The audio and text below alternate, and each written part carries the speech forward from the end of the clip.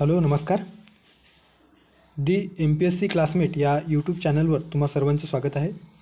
मित्रांनो, आपण आपल्या या यूट्यूब चॅनलवर बरेच व्हिडिओ आपण आतापर्यंत अपलोड केलेले आहेत. एकंदरीतच येणारी राज्यसेवा पूर्वपरीक्षा असेल किंवा कंबाईन पूर्वपरीक्षा असेल किंवा इतर जे येणाऱ्या मुख्य परीक्षा आहेत त्या अनुषंगाने आपण नवनवीन इनिशिएटिव्ज आपल्या या यूट्यूब चॅनलवर घेऊन येत आहोत. ओके, ज्यामध्ये आपण बघितलेलं आहे की मागील वर्षातील प्रश्नपत्रिका विश्लेषण असेल, त्यानंतर आपण PYQs डेली स्वरूपामध्ये 10 प्रश्न आपण PYQ स्वरूपात आपण डिस्कस करत आहोत. सोबतच आपण अर्थशास्त्र या विषयाशी निगडीत जे काही रिव्हिजन सिरीज आहे जे राज्यसेवा पूर्वपरीक्षेसाठी खूप महत्त्वाचं आहे. ओके, त्या परीक्षेच्या अनुषंगाने आपण ते रिव्हिजन सिरीज सविस्तर बघितलेलं आहे. ओके, त्याची वेगळी प्लेलिस्ट देखील आपल्या या यूट्यूब चॅनलवर अवेलेबल आहे. ओके, त्यानंतर आपण इंडियन पॉलिटी संदर्भाने जे काही महत्त्वाची प्रकरणे आहेत ते आपण डिस्कस करत आहोत.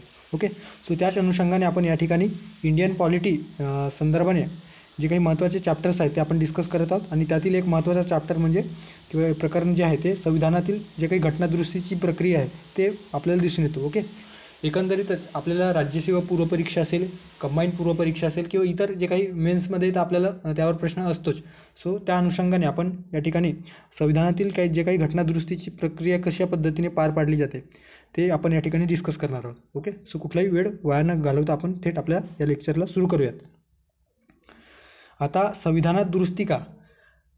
आपण कशासाठी संविधानामध्ये दुरुस्ती ही प्रक्रिया आपल्या भारतीय राज्यघटनेमध्ये अवलंबिलेली आहे. ओके, सो त्याचं एक कारण आहे की ज्यावेळेस आपल्या घटनाकर्त्यांनी म्हणजे ज्यावेळेस भारतीय संविधान आपल्या या कॉन्स्टिट्युएंट असेंब्लीमध्ये तयार होत होते त्यावेळेस ही प्रक्रिया लक्षात घेण्यात आली की समजा आता जी प्रोसेस आहे म्हणजे त्यावेळची जी काही परिस्थिती होती 1950मध्ये नुकत्याच ज्या काही स्वतंत्र झालेल्या भारताला वेगवेगळ्या समस्या किंवा वेगवेगळ्या डिफिकल्टीजला फेस करावं लागत होतं आणि त्या अनुषंगाने त्या संविधानामध्ये काही बदल करण्यात आले किंवा काही नवीन तरतुदी समाविष्ट करण्यात आल्या. ओके, मात्र त्याचा त्यावेळेस असं विचार करण्यात आले की भविष्यात देखील जर या परिस्थिती किंवा या जी सध्याची परिस्थिती आहे त्याच्यामध्ये काही बदल करायचे झाले किंवा त्या परिस्थिती बदलली तर आपण आपल्या संविधानामध्ये कशा पद्धतीने बदल करू. ओके, एकंदरीत जर संविधानामध्ये बदलाची जी किंवा बदल करण्याची जर प्रोसिजर नसेल तर जे काही पुरातन जे काही प्रक्रिया आहे, पारंपरिक प्रक्रिया, ते आपण काळाच्या ओघामध्ये ते सरसकट रेटून आणू शकत नाही. आणि त्या अनुषंगाने म्हणून आपल्या भारतीय राज्यघटनेमध्ये ही संविधानाची तरतुदी किंवा संविधानामध्ये दुरुस्ती करण्याची प्रक्रिया अवलंबण्यात आली. ओके, सो लिखित राज्यघटनेप्रमाणेच म्हणजे ज्याप्रमाणे इतर कोणत्याही लिखित राज्यघटनेत आपल्याला काय दिसून येतो तर बदलत्या परिस्थितींशी आणि गरजांशी जुळवून घेण्यासाठी त्यात सुधारणा करण्याची तरतूद दिसून येतो. त्याच पद्धतीने आपल्या भारतीय राज्यघटनेत देखील जी प्रक्रिया आहे ते अवलंबिली गेलेली आहे. ओके, सो त्याच्या दुरुस्तीसाठी आखून दिलेली जी प्रक्रिया आहे ती ब्रिटन इतकी सोपी नाही किंवा अमेरिका इतकी रिजिड नाही म्हणजे अवघड नाही. Okay, nor rigid nor elasticity म्हणजे इतकी सोपी नाही दिसून येत आपल्या भारतीय राज्यघटनेमध्ये बदल करायचे झालं आणि इतकं पण त्याच्यामध्ये रिजिडिटी किंवा कठोरपणा आपल्याला दिसून येत नाही. तर दोन्हींचं संमिश्र विश्लेषण आपल्याला दिसून येतो आहे. ओके, सो भारतीय राज्यघटने आपल्याला लवचिक किंवा कठोर नसून ते दोन्हींचे संश्लेषण आहे. ओके, दोन्हींचे मिश्रण म्हणजे थोड्या प्रमाणात कठोर आहे त्या भारतीय राज्यघटनेमध्ये बदल करायचे झाले थोड्याफार आपल्याला एफर्ट घ्यावे लागतात. त्यानंतर आहे इतकं पण सोपं नाही आहे आणि इतकं पण कठीण नाही आहे अमेरिकेप्रमाणे, ज्यामध्ये जर एखाद्या राज्याने जर नामंजुरी दिली तर ते संविधान दुरुस्ती कुठल्याही परिस्थितीत ते अंमलात येत नाही किंवा त्याच्यामध्ये बदल करता येत नाही. ओके, सो अशा पद्धतीने आपण ही जी प्रोसेस आहे ते आपण आपल्या या राज्यघटनेत केलेली आहे. आता ही प्रक्रिया कोणत्या भागामध्ये समाविष्ट केलेली आहे तर राज्यघटनेच्या भाग 20 मधील जे काही कलम 368 आहे त्यामध्ये राज्यघटनेत सुधारणा करण्याचे जे काही अधिकार आहेत ते अधिकार संसदेला देण्यात आलेला आहे किंवा एकंदरीत संसदेला ते अधिकार बहाल करण्यात आलेला आहे. आणि त्या संदर्भात जी काही कार्यपद्धती सांगितलेली आहे तर ती या राज्यघटनेच्या भाग 20 मधील कलम 368 मध्ये सांगितलेली आहे. ओके, आणि त्यात काय म्हटलेलं आहे की संसद आपल्या घटनात्मक अधिकाराचा वापर करून ओके जे काही संसदेला जो अधिकार प्राप्त झालेला त्या अधिकाराचा वापर करून राज्यघटनेच्या कोणत्याही तरतुदीमध्ये भर घालून किंवा त्यात बदल करून किंवा ती तरतूद रद्द करू शकते अशा पद्धतीने या ठिकाणी दिलेले आहे. ओके, सो भारतीय राज्यघटनेच्या कोणत्याही प्रकरणांमध्ये असेल किंवा कोणत्याही तरतुदीमध्ये बदल करायचे झाल्यास ते संविधान दुरुस्तीने संसद बदल करू शकते. मात्र एक अट यामध्ये केशवानंद भारती खटल्यात टाकण्यात आली. ती म्हणजे कोणती तर जे काही मूलभूत संरचना आहे भारतीय संविधानाची जे काही मूलभूत संरचना आहे ज्यामध्ये जे आपण भारतीय राज्यघटनेची जी वैशिष्ट्य बघतो त्यामध्ये लोकशाही आहे, न्यायव्यवस्था असेल किंवा धर्म निरपेक्षता जे काही वैशिष्ट्य आहेत, मूलभूत हक्क असतील, मूलभूत कर्तव्य असतील, एकंदरीत जे विशेषाधिकार इतर जे काही कॉन्स्टिट्यूशनल पोस्ट आहे त्यांना प्राप्त झालेलं आहे, त्या संदर्भाने आपल्याला त्याच्या स्ट्रक्चरमध्ये बदल करता येत नाही. जे काही बेसिक स्ट्रक्चर या केशवानंद भारती खटल्यात डिफाईन केलेलं आहे त्याच्यामध्ये बदल करता येत नाही. अशा पद्धतीने केशवानंद भारती खटल्यात सर्वोच्च न्यायालयाने निर्णय दिलेला आहे. ओके, सो त्यामध्ये संसद दुरुस्ती करून बदल करू शकत नाही, हे देखील लक्षात ठेवू शकता. आता एकंदरीत या दुरुस्तीची जी काही कार्यपद्धती आहे ती कशा पद्धतीची आपल्याला दिसून येत आहे. ओके, सो संसद किंवा एकंदरीत आपले जे काही कायदे मंडळ आहे ते कलम 368चा वापर करून घटनेमध्ये बदल करता येऊ शकतो.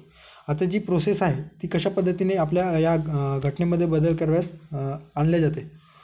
सो हे जे काही विधेयक आहे या संदर्भाने आपल्या संविधानामध्ये बदल करता येतो आणि ते सभागृहामध्ये विधेयक सादर करून घटनादुरुस्ती विधेयक सादर केला जातो. आता ते घटनादुरुस्ती विधेयक सादर करताना कोणकोणत्या गोष्टींचा विचार केला जातो आहे. ओके, सो हे जे विधेयक आहे ते मंत्री किंवा खाजगी दोन्ही मांडू शकतात. ओके, सो जे काही घटनादुरुस्ती विधेयक आहे ते मंत्री किंवा खाजगी दोन्ही व्यक्ती मांडू शकतात, ते देखील लक्षात ठेवा. यावर देखील आयोगाने प्रश्न विचारलेला आहे. ओके, मुख्य परीक्षेमध्ये की घटनादुरुस्ती विधेयक कोण मांडू शकतो, तर मंत्री किंवा खाजगी देखील मांडू शकतो, खाजगी व्यक्ती, खाजगी सदस्य देखील मांडू शकतो. आणि या घटनादुरुस्तीच्या विधेयकाला राष्ट्रपतींची पूर्वपरवानगी आवश्यक असतो काय, तर राष्ट्रपतींच्या पूर्वपरवानगीची आवश्यकता नसतो. ओके, लक्षात ठेवा, हे देखील आपल्या परीक्षेत विचारलेलं आहे. ओके, सो घटनादुरुस्तीची प्रक्रिया किंवा घटनादुरुस्तीच्या विधेयकाला राष्ट्रपतींची पूर्वपरवानगीची आवश्यकता नसतो. त्यानंतर आहे हे जे काही विधेयक आहे ते प्रत्येक सभागृहात विशेष बहुमताने मंजूर होणे गरजेचं असतो. ओके, विशेष बहुमताने मंजूर होणे म्हणजेच काय, तर सभागृहाचे जे काही एकूण सदस्य संख्या आहे त्या सभागृहाच्या एकूण सदस्य संख्येच्या बहुमताने. ओके, 100 सदस्य असतील तर 100 पैकी 51 सदस्यांनी एखाद्या विधेयकाच्या किंवा विधेयक मंजूर करण्याच्या बाजूने निर्णय दिलेला असेल तर ते विधेयक मंजूर होणार आहेत. ओके, सो एकूण बहुमताच्या एकूण सदस्य संख्येच्या बहुमत झाले आणि सभागृहात उपस्थित व मतदान करणाऱ्या 2/3 सदस्यांच्या बहुमताने संमत होणे आवश्यक आहे. ओके, थोडक्यात काय, तर सभागृहामध्ये 100 सदस्यांची ती कॅपॅसिटी आहे आणि त्यामध्ये फक्त 90 सदस्य त्यावेळेस म्हणजे संविधान दुरुस्तीचे जे काही विधेयक मांडले जात आहे त्यावेळेस उपस्थित असतील, तर त्यापैकी 60 जे काही सदस्य आहेत त्यांनी बहुमताच्या बाजूने जर निर्णय दिला ओके मंजूर होण्यासाठी तर ते विधेयक संमत केलं जातं. ओके, सो अशा पद्धतीने बहुमताने विशेष बहुमताने त्यामध्ये बदल करता येतो. सोबत काय दिलेलं आहे की प्रत्येक सभागृहाने स्वतंत्रपणे विधेयक मंजूर करावे लागते आणि दोन्ही सभागृहांमध्ये जर मतभेद झाल्यास या विधेयकावर चर्चा किंवा संमत करण्याच्या उद्देशाने दोन्ही सभागृहांची संयुक्त बैठक घेण्याची तरतूद यामध्ये नाही. ओके, संयुक्त बैठकीची जी तरतूद आहे ती भारतीय संविधानाच्या कलम 108 देण्यात आलेली आहे. सो ते साधारण विधेयकासंदर्भाने ओके त्या साधारण विधेयकासंदर्भाने दोन्ही सभागृहात काही डेडलॉक निर्माण झालेलं असेल तर अशा वेळेस संयुक्त बैठक घेतली जाते. मात्र घटनादुरुस्तीच्या विधेयकावर असेल किंवा अर्थविधेयकावर असतील त्यामध्ये संयुक्त बैठक घेण्याची तरतूद नाही आहे. ओके, सो आपल्या भारतीय संविधानामध्ये संविधान दुरुस्ती संदर्भाने संयुक्त बैठक घेण्याची तरतूद दिलेली नाही. ओके, सो खूप महत्त्वाचा पॉईंट आहे, हे देखील तुम्ही लक्षात ठेवू शकता. त्यानंतर आहे या विधेयकात राज्यघटनेतील संघीय तरतुदी म्हणजे काय, तर जे काही फेडरलिझम जो पॉवर किंवा जे काही स्टेट गव्हर्नमेंटला जे काही अधिकार प्राप्त झालेले आहेत त्या संदर्भाने जी तरतूद आहे त्यामध्ये जर बदल करायचे असतील, एकंदरीत सुधारणा घडवून आणायच्या असतील तर त्यासाठी अर्ध्या राज्यांच्या विधिमंडळाची आवश्यकता देखील आपल्याला किंवा संमती देखील मिळणे गरजेचं असतो. ओके, सो संघराज्य वैशिष्ट्यांमध्ये जर भारतीय संविधानाच्या संघराज्य वैशिष्ट्यांमध्ये बदल घडवायचे असेल तर अशा वेळेस संसदेला अर्ध्या राज्यांच्या जे काही निम्मे राज्य आहे त्या निम्मे राज्यांच्या विधिमंडळाची मंजुरी मिळणे त्या विधेयकाला गरजेचं असतं आणि हे जे काही राज्य आहेत ते आपल्या विधानमंडळामध्ये साध्या बहुमताने त्या विधेयकावर मतदान पारित करत असतात किंवा एक संमती दर्शवित असतात. ओके, सो एकंदरीत साध्या बहुमताने जर अर्ध्यापेक्षा जास्त राज्यांनी त्या विधेयकाला संमती दिली तर त्यामध्ये बदल करता येऊ शकतो. त्यानंतर आहे संसदेच्या दोन्ही सभागृहांनी विधिवत मंजूर केल्यानंतर ते राज्य विधिमंडळांनी किंवा संसदेच्या जे काही दोन्ही सभागृह आहेत लोकसभा आणि राज्यसभा आणि जर आवश्यक असल्यास राज्य विधिमंडळांनी एखाद्या विधेयकाला मंजुरी दिल्याच्या नंतर ते थेट राष्ट्रपतींच्या मंजुरीसाठी पाठवले जातो. ओके, आणि ते राष्ट्रपतींच्या मंजुरीसाठी गेल्याच्या नंतर राष्ट्रपतींना त्या विधेयकावर संमती द्यावीच लागते. ओके, खूप महत्त्वाचं आहे. राष्ट्रपतींना त्या घटनादुरुस्तीच्या विधेयकाला संमती द्यावीच लागते, कारण ते त्यांच्या पूर्वपरवानगीनेच मांडलेलं असते. त्यामुळे त्यांना ते घटनादुरुस्तीच्या विधेयकाला संमती द्यावी लागते. ओके, ते त्या विधेयकाला रोखून ठेवू शकत नाही किंवा संसदेच्या पुनर्विचारार्थ परत पाठवू शकत नाही, कारण ते त्यांच्या पूर्वपरवानगीनेच मांडल्या गेल्या कारणाने त्यांना ते संमती द्यावीच लागते. अशा पद्धतीचे बंधन त्यांच्यावर घालण्यात आलेलं आहे. राष्ट्रपतींच्या संमतीनंतर या विधेयकाचे कायद्यात रूपांतर होते आणि त्याला आपण घटनादुरुस्ती कायदा असे संबोधत असतो. ओके, सो अशा पद्धतीने जी काही प्रोसिजर आहे किंवा जी काही कार्यपद्धती आहे ते आपण या ठिकाणी बघितलेलं आहे. त्यानंतर घटनादुरुस्तीचे प्रकार किती प्रकारचे आपण या घटनांमध्ये किंवा भारतीय संविधानामध्ये बदल करू शकतो, त्याचे प्रकार किती आहेत त्या संदर्भाने आपण या ठिकाणी बघणार आहोत. सो कलम 368 मध्ये 2 प्रकारच्या सुधारणांची तरतूद करण्यात आलेली आहे. ओके, सो 2 प्रकारे म्हणजे कशा पद्धतीने आपल्या भारतीय राज्यघटनेमध्ये जे संविधानात नमूद केलेलं आहे की 368चा वापर करून भारतीय राज्यघटनेत 2 प्रकारांनी सुधारणा घडवून आणता येऊ शकतो किंवा बदल करता येऊ शकतो. ती म्हणजे संसदेच्या विशेष बहुमताने आणि एक पद्धतीने म्हणजे संसदेच्या विशेष बहुमताने आणि काही वेळेस जेव्हा संघराज्यीय वैशिष्ट्यांवर बदल करायचे असल्यास त्यावेळेस संसदेच्या बहुमताने विशेष बहुमत तर लागेल, त्यासोबतच अर्ध राज्यांची संमती देखील साध्या बहुमताने मंजुरी मिळणे देखील गरजेचे असते. ओके, मात्र इतर काही जे तरतुदी आहेत आपल्या भारतीय संविधानामध्ये ते अतिशय साध्या बहुमताने देखील बदल करता येऊ शकतो. म्हणजे प्रत्येक सभागृहातील उपस्थित व मतदान करणाऱ्या सदस्यांच्या बहुमताने, सर्वसाधारण बहुमताने म्हणजे सर्वसाधारण कायद्याप्रमाणे, ओके, सर्वसाधारण विधेयकाप्रमाणे त्यामध्ये बदल करता येऊ शकतो. ओके, मात्र हे जे काही सर्वसाधारण किंवा साध्या बहुमताने जे बदल केलेले तरतुदी आहेत त्यांना किंवा जे काही बाबी आहेत त्यामध्ये त्याचा समावेश या 368 अंतर्गत राज्यघटनेतील सुधारणा मानल्या जात नाही. लक्षात ठेवा, आपण ज्या काही साध्या बहुमताने जे बदल आपल्या संविधानामध्ये घडवून आणतो त्यांचा समावेश या 368 अंतर्गत संविधान दुरुस्ती विधेयक मानल्या जात नाही. ओके, अशा पद्धतीने आपण 3 प्रकारे बदल केला जाऊ शकतो, जे 368 मध्ये लिहिलेले 2 प्रकार आणि एक साध्या बहुमताने जे या 368च्या कक्षेबाहेर येतात. ओके, आता सर्वसाधारण बहुमताने जे काही 3 प्रकार बघितले की साध्या बहुमताने एक प्रकारे, त्यानंतर आहे संसदेच्या विशेष बहुमताने आणि संसदेच्या विशेष बहुमताने प्लस निम्म्या राज्यांच्या विधिमंडळाची मंजुरीने आपण अशा पद्धतीने 3 प्रकारे बदल करता येऊ शकतो. आता संसदेच्या साध्या बहुमताने कोणत्या तरतुदी बदलल्या जाऊ शकतात. ओके, सो कलम 368च्या कक्षेबाहेरील जे काही तरतुदी आहेत त्याच्यामध्ये आपण जे बदल घडवून आणतो ते या 368च्या कक्षेबाहेर येतात. आणि कुठल्या तरतुदी आहेत त्यामध्ये, तर पहिली आहे की नवीन राज्यांचा प्रवेश किंवा स्थापनेसंदर्भात जे काही आपल्याला संविधानामध्ये बदल करायचे असल्यास आपण त्यामध्ये 368चा वापर न करता साध्या बहुमताने बदल करू शकतो. त्यानंतर आहे नवीन राज्यांची निर्मिती करणे असेल किंवा अस्तित्वात असलेल्या राज्यांची क्षेत्रे असतील, सीमा असेल किंवा त्यांच्या नावात बदल करणे असेल त्या संदर्भाने देखील आपण साध्या बहुमताने बदल करता येऊ शकतो. त्यानंतर आहे राज्यांमधील जी काही विधान परिषद आहे ती विधान परिषदा बरखास्त करणे किंवा निर्माण करण्यासंदर्भाने देखील आपण साध्या बहुमताने त्याच्यामध्ये एखाद्या राज्यांमध्ये विधान परिषद निर्माण करायची असेल किंवा अस्तित्वात असलेली विधान परिषद बरखास्त करायची असेल तर अशा वेळेस संसदेमध्ये साध्या बहुमताने त्यावर निर्णय घेतला जातो. मात्र एक गोष्ट लक्षात ठेवा, जेव्हा आपण एखाद्या राज्यामध्ये विधान परिषद स्थापन करायची असेल तर त्याची तरतूद आपल्या भारतीय राज्यघटनेच्या कलम 169 मध्ये दिलेली आहे. ओके, सो अशा वेळेस राज्यामध्ये त्यासाठी विशेष बहुमताने ते ठराव मंजूर होणे गरजेचे असते. ओके, एखाद्या समजा महाराष्ट्रामध्ये आपल्याला अस्तित्वात असलेली विधान परिषद बरखास्त करायची आहे तर आपल्या महाराष्ट्रातील विधानसभेत कलम 169चा वापर करून त्यासाठी विशेष बहुमताने ते जे काही बरखास्तीचा जो काही निर्णय आहे किंवा जी काही विधेयक आहे विधान परिषद बरखास्तीचा तो मंजूर होईल आणि त्यानंतर ते संसदेकडे जाईल आणि संसद त्यावर साध्या बहुमताने निर्णय घेईल आणि त्या पद्धतीने आपल्या जी काही महाराष्ट्रामध्ये विधान परिषद अस्तित्वात आहे ती रद्द केल्या जाऊ शकतो किंवा याचा अपोजिट ते स्थापन देखील केला जाऊ शकतो. ओके, त्यानंतर पुढची तरतूद आहे की दुसरी जी काही अनुसूची आहे ज्यामध्ये आपल्याला काय दिसून येतो तर राष्ट्रपती असेल, राज्यपाल असेल, सभापती असतील, लोकसभेचे सभापती, त्यानंतर आहे राज्यसभेचे अध्यक्ष किंवा न्यायाधीश असतील, हायकोर्ट आणि सुप्रीम कोर्टाचे न्यायाधीश, त्यांचे मानधन, वेतन, भत्ते आणि विशेषाधिकार संदर्भाने जे काही आपल्याला बदल करायचे असतील तर ते आपण साध्या बहुमताने बदल करू शकतो. त्यानंतर आहे संसदेतील कोरममध्ये जर संसदेतील कोरम संदर्भाने आपण बदल करायचे असेल, सध्या आपल्या संसदेमध्ये एकूण सदस्य संख्येच्या 10% इतकं जर उपस्थित असेल सदस्य, तर आपण सभागृहाची जी काही कामकाज पद्धती आहे ते आपण सुरू ठेवू शकतो. आणि त्या कोरममध्ये बदल करायचे असेल तर ते देखील आपण या साध्या बहुमताने बदल करू शकतो. ओके. त्यानंतर आहे संसद सदस्यांचे वेतन व भत्ते, त्यामध्ये देखील आपण साध्या बहुमताने बदल करू शकतो.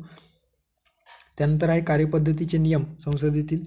संसद तसेच त्याचे जे काही सदस्य आहेत आणि त्यांच्या समित्यांचे जे काही विशेषाधिकार आहेत त्यामध्ये देखील बदल करायचे असल्यास आपण या साध्या बहुमताने बदल करू शकतो.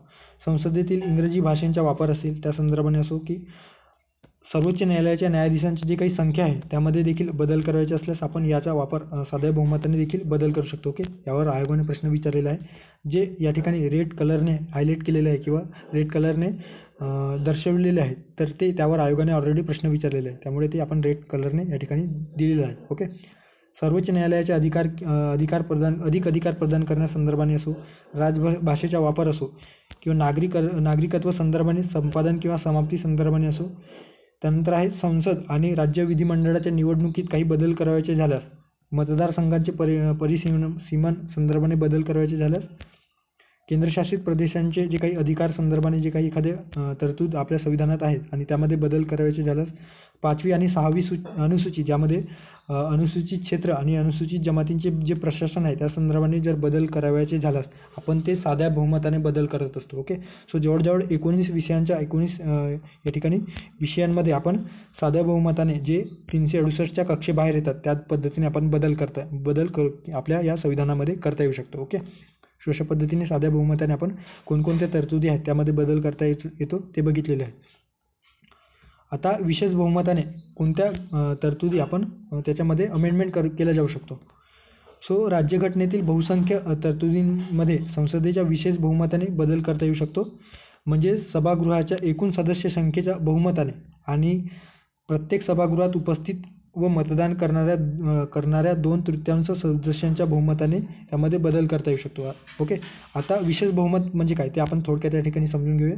स्पेशल मेजॉरिटी ज्याला म्हटलं जातो SM. सो समजा लोकसभेची जी काही क्षमता आहे सध्या 500 किंवा आपण एक्झाम्पल समजू 100 आहेत. ओके. सो लोकसभेची जी काही सदस्यांची जी संख्या आहे, एकूण कॅपॅसिटी जी आहे ती 100 आहे. तर एखाद्या विधेयकामध्ये विशेष बहुमताने त्यामध्ये बदल करायचे असल्यास तर या 100 पैकी किमान 50 सदस्यांची किंवा 51 सदस्यांची आवश्यकता त्या विधेयकाला मंजुरी मिळणे गरजेचे आहे.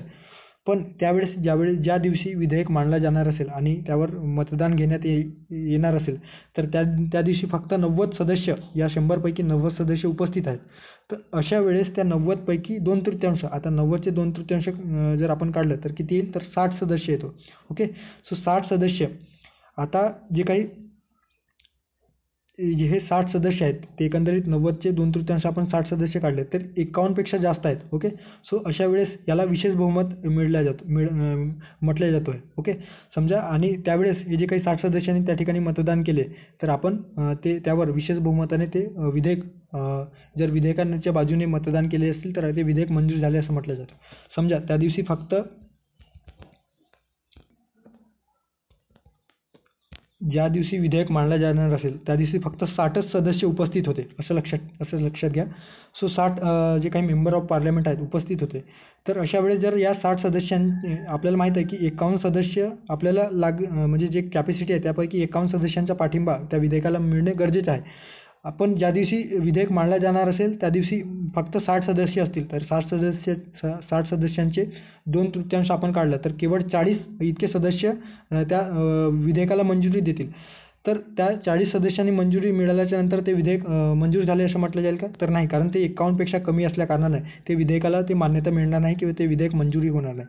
सो एकूण सदस्य संख्येच्या बहुमताने प्लस त्या दिवशी जितके सदस्य उपस्थित असतील त्याच्या 2/3 सदस्यांच्या बहुमताने त्या विधेयकाला मंजुरी मिळणे गरजेचं असतो. ओके. सो याला विशेष बहुमत म्हटलं जातो आहे. ओके. सो त्यामध्ये आता कोणत्या ज्या तरतुदी आहेत त्यांचा समावेश या विशेष बहुमताने बदल करता येतो. तर एक आहे मूलभूत हक्क. ओके.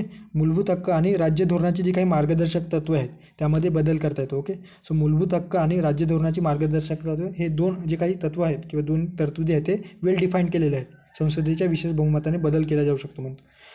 आणि तिसरा जो प्रकार आहे ते पहिल्या म्हणजे साध्या बहुमताने आणि तिसऱ्या श्रेणीच्या म्हणजे संसदेच्या विशेष बहुमताने प्लस निम्म्या राज्याच्या साध्या बहुमताने मंजुरी मिळून त्याच्यामध्ये समाविष्ट नसलेल्या तरतुदींचा समावेश या संसदेच्या विशेष बहुमताने बदलला जातो. ओके. सो मूलभूत हक्क, त्यानंतर राज्य धोरणाची मार्गदर्शक तत्त्वे आणि पहिल्या आणि तिसऱ्यामध्ये ज्या तरतुदी आहेत बदलण्यासंदर्भाने प्रकार आहेत त्यामध्ये समाविष्ट नसलेल्या गोष्टींचा त्यामध्ये बदल करायचे असल्यास या संसदेच्या विशेष बहुमताने बदल करता येऊ शकतो. ओके. आय होप तुम्हाला हे समजत असेल. त्यानंतर आहे संसदेच्या विशेष बहुमताने प्लस इतर राज्यांच्या म्हणजे निम्म्यापेक्षा जास्त राज्यांच्या संमतीने. ओके. सो संसदेच्या विशेष बहुमताने आणि राज्यांच्या संमतीने. आता राज्यघटनेतील ज्या तरतुदी राज्यव्यवस्थेच्या जे काही संघराज्य रचनेशी संबंधित आहेत त्यामध्ये जर आपल्याला बदल करायचे असल्यास त्यासाठी आपल्याला संसदेच्या विशेष बहुमताने आवश्यकता असते. सोबतच निम्म्या राज्यांच्या विधिमंडळाच्या संमतीने त्यामध्ये बदल करता येतो. ओके. आणि त्यासाठी विधिमंडळाचे जे काही विधानसभा आहे तर त्या विधानसभेने साध्या बहुमताने त्या विधेयकावर जी काही संमती आहे ती देणे आवश्यक असतो. ओके. सो एक किंवा अधिक समजा आपल्या देशामध्ये संसदेच्या विशेष बहुमताने आपण आता बघितलं की कशा पद्धतीने विशेष बहुमत घेतलं जातो. आता त्याला विशेष बहुमतासोबत ओके स्पेशल मेजॉरिटीसोबतच आपल्याला निम्म्यापेक्षा अधिक राज्यांच्या साध्या बहुमताने संमती मिळणे गरजेचे आहे. तर त्यामध्ये काय दिसून येतं तर समजा आपल्या या देशामध्ये 28 राज्य आहेत तर 28 पैकी किमान 15 राज्यांनी 15 राज्यांनी साध्या बहुमताने जर त्याला मंजुरी दिली ओके साध्या बहुमताने आपल्या विधानसभेमध्ये ते विधेयक पारित करायचे असं जर संमती मिळाली तर ते विधेयक त्या विधेयकाचे कायद्यात रूपांतर होऊ शकतो. आता ते कोणत्या तरतुदी आहेत. ओके. तर यामध्ये अजून एक गोष्ट लक्षात ठेवा की राज्यांना किती कालावधीमध्ये त्या विधेयकाला मंजुरी द्यावी यासाठी कुठलीही आपली म्हणजे आपल्या संविधानात कालमर्यादा दिलेली नाही. ओके. सो यावर देखील प्रश्न विचारलेला होता त्यामुळे हे देखील तुम्ही लक्षात ठेवू शकता.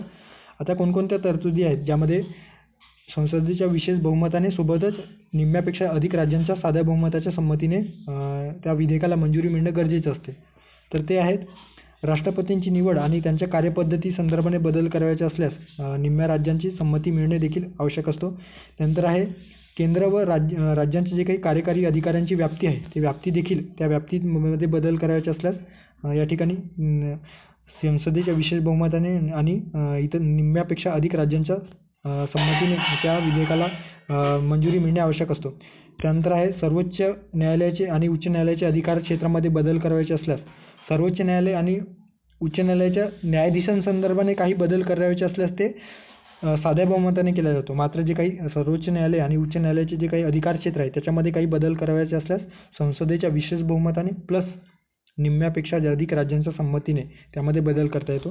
त्यानंतर आहे केंद्र राज्यांमध्ये कायदेविषयक जे काही अधिकारांचे वाटप आहे त्यामध्ये देखील बदल करायचे असल्यास ते या पद्धतीने बदल करता येतो. त्यानंतर आहे वस्तू व सेवा कर परिषद GST काउन्सिलमध्ये काही फेरफार करायचे असेल तर ते देखील या पद्धतीने करता येतो. ओके. निम्म्यापेक्षा अधिक राज्यांची संमती त्यासाठी देखील आवश्यक लागतो. त्यानंतर आहे 7व्या अनुसूचीमध्ये ज्यामध्ये अधिकारांची वाटणी दिलेली आहे. ओके. 3 प्रकारचे सूच्या ज्यात दिलेल्या आहेत केंद्र सूची, राज्य सूची आणि समवर्ती सूची. सो या सूच्यांमध्ये काही बदल करायचे असल्यास संसदेच्या विशेष बहुमत तर लागेलच सोबतच राज्यांच्या अर्ध्या राज्यांच्या संमतीने ते त्यामध्ये बदल करता येऊ शकतो. त्यानंतर आहे संसदेत राज्यांचे प्रतिनिधित्व म्हणजे राज्यसभेमध्ये काही बदल करायचे असल्यास राज्यसभेच्या सदस्यत्वामध्ये काही बदल करायचे असल्यास किंवा इतर काय ज्या राज्यांचे प्रतिनिधित्व करणारे जे काही वैशिष्ट्य आहे त्यामध्ये बदल करायचे असल्यास त्यामध्ये या तत्त्वाचा किंवा या प्रकारचा वापर करून बदल घडवून आणता येऊ शकतो. आणि एकंदरीतच राज्यघटनेची जी काही सुधारणा जी पद्धती आहे किंवा तरतूद आहे त्याच्यामध्ये बदल करायचे असल्यास त्यामध्ये बदल करता येतो. ओके. सो राज्यघटनेच्या तरतूद ज्या पद्धतीने आपण घटनादुरुस्ती प्रक्रियेमध्ये कशा पद्धतीने घटनादुरुस्ती बदल करता येऊ शकतो त्याच प्रक्रियेत जर इटसेल्फ चेंज करायचे असेल तर ते देखील संसदेच्या विशेष बहुमताने आणि निम्म्यापेक्षा अधिक राज्यांच्या संमतीने त्यामध्ये बदल करणे गरजेचं असतो. ओके. अशा पद्धतीने आपण 3 प्रकार या ठिकाणी बघितलेले आहेत. कोणकोणते आहेत ते संसदेच्या साध्या बहुमताने जे 368 या कक्षेमध्ये येत नाही. त्यानंतर आहे संसदेच्या विशेष बहुमताने विशेष बहुमत काय ते आपण बघितलेलं आहे. संसदेच्या विशेष बहुमताने आणि इतर जे काही निम्म्या राज्यांच्या विधिमंडळाने मंजूर केलेल्या साध्या बहुमताने आपण त्यामध्ये बदल करता येऊ शकतो. ओके. असे 3 प्रकारे या ठिकाणी आपण बदल केला जाऊ शकतो आपल्या या संविधानामध्ये. ओके. आता या घटनादुरुस्तीच्या प्रक्रियेवर काही टीकाकारांनी टीका देखील केलेली आहे. ओके, म्हणजे क्रिटिसाइज देखील केलेलं आहे. सो कोणत्या पद्धतीने क्रिटिसाइज केलेलं आहे ते आपण थोडक्यात बघूयात. जास्त इम्पॉर्टंट नाही, पण आपल्याला माहिती असणे अपेक्षित आहे. कदाचित येणाऱ्या परीक्षेत जर यावर प्रश्न विचारला तर एकंदरीत आपण लॉजिकच्या माध्यमातून किंवा ते विधानांच्या एकंदरीत भावार्थ लक्षात घेऊन आपण ते एलिमिनेट करू शकू. ओके, सो राज्यघटनेत सुधारणा करण्यासाठी घटनात्मक अधिवेशन ज्या पद्धतीने अमेरिकेमध्ये काय होतं, तर अमेरिकेमध्ये जर एखादा विधेयकामध्ये किंवा आपल्या संविधानात बदल करायचे असेल, त्यांच्या संविधानामध्ये बदल करायचे असेल तर त्यासाठी विशेष अधिवेशन बोलवले जाते आणि ते केवळ फक्त घटनात्मक अधिवेशन असते. ओके, ते घटनात्मक अधिवेशन असते आणि ते USA म्हणजेच अमेरिकेमध्ये जे 50 राज्य आहेत त्या 50 राज्यांच्या संमती त्या घटनादुरुस्ती विधेयकाला मिळणे गरजेचे आहे. जर एकही राज्याने आपल्या नकाराधिकाराचा वापर करून ते विधेयकाला संमती दिली नाही तर अशा वेळेस त्यामध्ये बदल करता येत नाही. ओके, तर त्या पद्धतीने आपल्या या भारतीय राज्यघटनेत कुठल्याही विशेष सभेची तरतूद केलेली नाही अशा पद्धतीने टीका केली जाते. सोबतच घटनादुरुस्तीची जी काही सुरू करण्याची जी पद्धती आहे ती केवळ संसदेकडे दिलेली आहे, मात्र ते विधिमंडळाला किंवा राज्य विधानसभांना ते दिलेले नाही म्हणून देखील टीका केली जातो आहे. ओके, राज्यघटनेतील जे काही भाग आहेत ते केवळ संसदेच्या विशेष बहुमताने आणि साध्या बहुमताने दुरुस्त केला जातो. ओके, आणि मोजक्याच ज्या काही तरतुदी आहेत त्याच्यामध्ये विधिमंडळाची मंजुरी घेतली जाते किंवा संमती आवश्यक असते अशा पद्धतीने दिलेलं आहे. ओके, सो या ठिकाणी त्यावर देखील क्रिटिसाइज केला जातो. ओके, त्यानंतर आहे राज्य विधिमंडळांनी सादर केलेल्या दुरुस्तीला किती कालमर्यादेत मान्यता द्यावी किंवा ते फेटाळून लावावी या संदर्भाने कुठलीही तरतूद केलेली नाही. ओके, त्यामुळे राज्य आपली मागणी मार्ग लावू शकतील अशा पद्धतीने जे काही तरतुदी आहे की एखादा समजा संघराज्य पद्धतीमध्ये त्या पद्धतीत बदल करायचे असेल आणि त्यासाठी संसदेच्या विशेष बहुमत आवश्यक असेल, सोबतच अर्ध्यापेक्षा निम्म्यापेक्षा जास्त राज्यांची संमती आवश्यक असेल. सो ते जर राज्य विधिमंडळाकडे गेल्याच्या नंतर किती कालावधीत ते विधेयक आहे त्या विधेयकाला संमती द्यावी या संदर्भाने कुठलीही तरतूद केली गेलेली नाही. ओके, सो याबद्दल आपल्या संविधानामध्ये किंवा संविधानकर्त्यांनी मोड बाळगून होते अशा पद्धतीने टीका त्यावर केली जाते. ओके, घटनादुरुस्ती विधेयक मंजूर होण्यावरून गोंधळ निर्माण झाल्यास संसदेच्या विशेष बहुमत किंवा संसदेच्या संयुक्त बैठक घेण्याची तरतूद या ठिकाणी नाही यावर देखील क्रिटिसाइज केला जातो की संयुक्त बैठक घेण्याची तरतूद असायला पाहिजे होती. ओके, सो यावर देखील क्रिटिसाइज केला जातो आहे.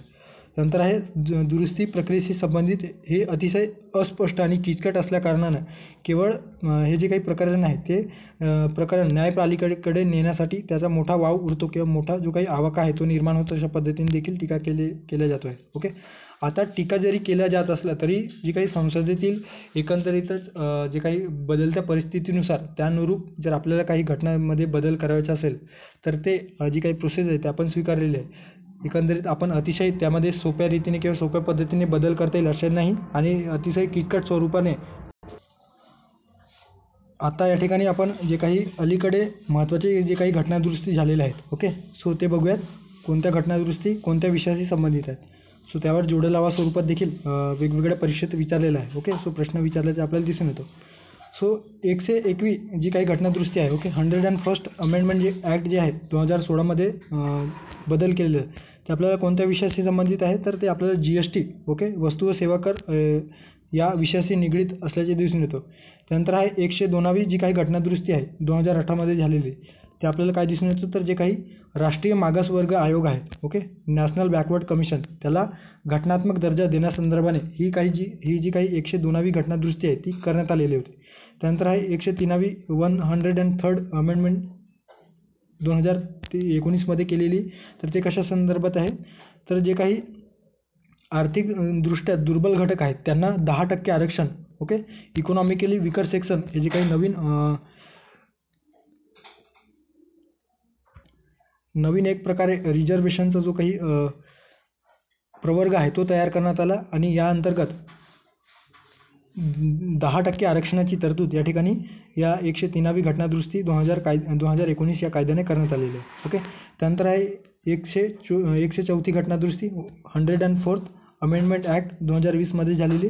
त्याअंतर्गत अनुसूचित जाती आणि अनुसूचित जमातींची जी काही राखीव जागा आहे लोकसभा आणि विधानसभा तर त्या संदर्भाने परत 10 वर्ष साठी ते एक्सटेंड करण्यात आलेले म्हणजे 2030 पर्यंत एक्सटेंड करण्यात आलेलं आहे. ओके, सो हे देखील लक्षात ठेवा.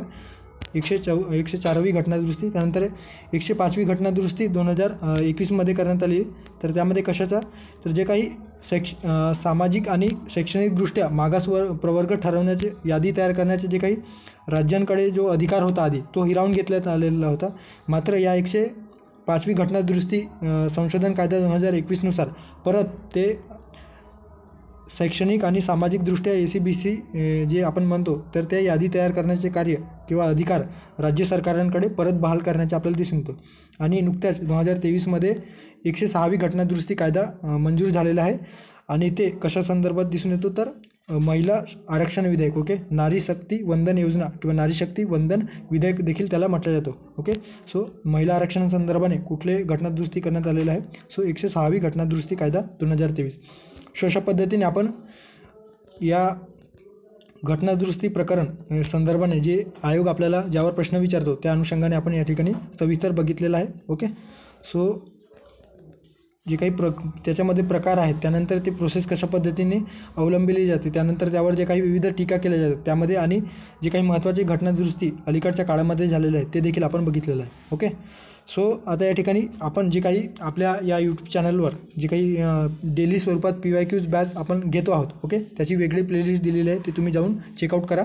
सो त्या संदर्भाने आपण या टेलिग्राम चॅनलवर किंवा एक विशिष्ट बॅच आपल्या टेलिग्राम चॅनलवर लॉन्च केलेली आहे, ज्यामध्ये आपण ते जे काही प्रश्न आपण रोज 10 प्रश्न डिस्कस करतो वेगवेगळ्या विषयाचे, ते आपण क्विज फॉर्ममध्ये त्या ठिकाणी अवेलेबल करून देतो, जेणेकरून मुलांना अटेम्प्ट करता यावा आणि योग्य जे काही प्रश्न सॉल्व्ह करण्याचे जे काही टेक्निक्स आहेत किंवा प्रश्न सॉल्व्ह करण्याचे जो काही एकंदरीत पद्धती आहे ते डेव्हलप व्हावा या अनुषंगाने. ओके, सो सध्या त्यामध्ये ऑफर देखील सुरू आहेत, ते तुम्ही बघू शकता टेलिग्रामवर. या टेलिग्रामवर त्या संदर्भाने सविस्तर इन्फॉर्मेशन दिलेलं आहे.